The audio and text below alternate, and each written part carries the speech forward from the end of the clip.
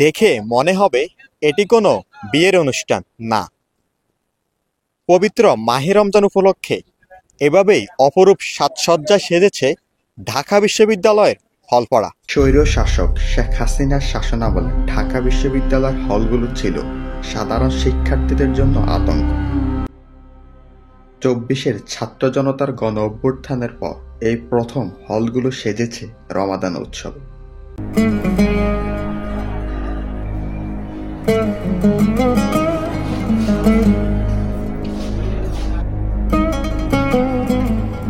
চাঁদ তারা সাথে আলোকসজ্জায় লেখা আহলান সাহালান মাহে রমাদান, স্বাগতম রমাদান ভাবে সজ্জিত করা হয়েছে এবং এই যে চমৎকারভাবে যে সাজানো হয়েছে, এটা কিন্তু আমাদের মুসলমানদের একটা অন্যতম একটা কালচার। রমজান মাস শুধুমাত্র ধর্মকর্ম, শুধুমাত্র এটা আমাদের মানে এটা যেমন আমাদের একটা কাজ, এর পাশাপাশি আমরা যদি দেখি সুলতানি আমলে এই রমজানের যে হচ্ছে প্রত্যেকটা দিনকে এটার কালচারালি এটাকে হচ্ছে সবার সামনে ফুটিয়ে তোলা হতো।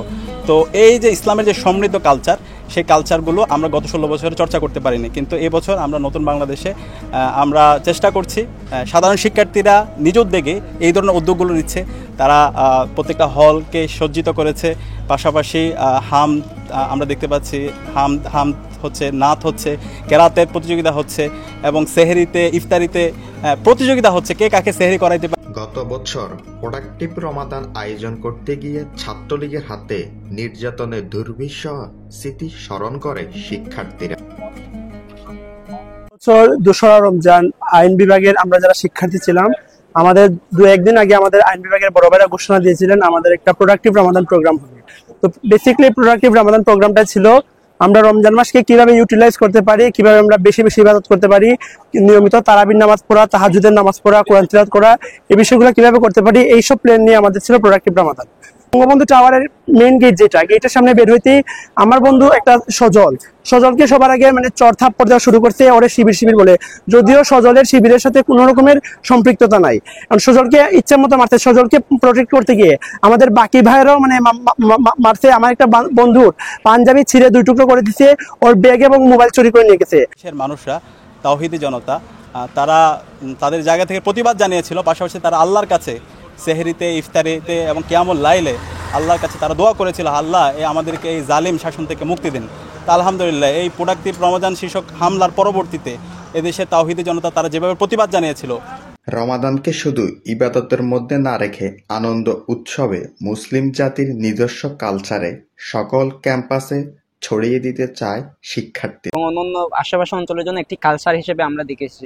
এটা হচ্ছে শত শত বছর ধরে এখানে রমজানের আনন্দ উৎসব নিয়ে আসে। যেভাবে বৈশাখী মেলা, অন্যান্য অনুষ্ঠানগুলোতে আমরা আনন্দ উৎসব করি, রমজানে আমরা সেইভাবে একই অনুষ্ঠান উৎসব উদযাপন করেছিলাম। কিন্তু এটা হচ্ছে 1000 বছরের সুলতানি আমলের কালচার, যেটা হচ্ছে আমাদের মুসলিম উম্মার কালচার হিসেবে পরিচিত। এই কিন্তু 90% মুসলমানের দেশে আমরা ইসলামটাকে প্র্যাকটিস করতে পারিনি, উদযাপন করতে পারিনি। তারে রমজানকে উদযাপন করার জন্য বিভিন্ন ঢাকা বিশ্ববিদ্যালয়ের হলগুলো সাজিয়েছে এক একভাবে। এবং আমরা আশা করবো আমরা ভবিষ্যতে এই আনন্দ উৎসব সারা বাংলাদেশে ছড়িয়ে পড়বে। এই আলোকসজ্জার আয়োজনে হল প্রশাসনের আর্থিক সহযোগিতা না থাকলেও শিক্ষার্থীদের এমন উদ্যোগে এগিয়ে এসেছে সাবেক শিক্ষার্থীরা। আমরা রমজানের একদিন আগেই এটা সাজিয়ে বিশ্ববিদ্যালয়ের গ্রুপগুলোতে যখন পোস্ট করলাম, তখন এটা বেশ সাড়া ফেলে।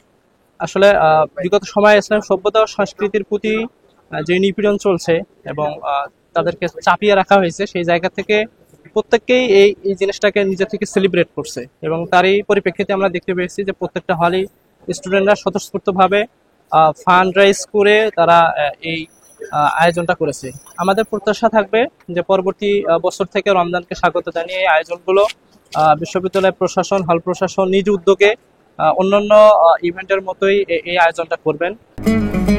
জিয়াউর রহমান হল থেকে শুরু করে ঝুলাই সিটি হল, জসিমউদ্দিন হল থেকে বিজয়, 71 হল, সবগুলো হলের আঙিনায় চাঁদ তারা আলোকসজ্জায় ঝলঝল করছে সবকিছু।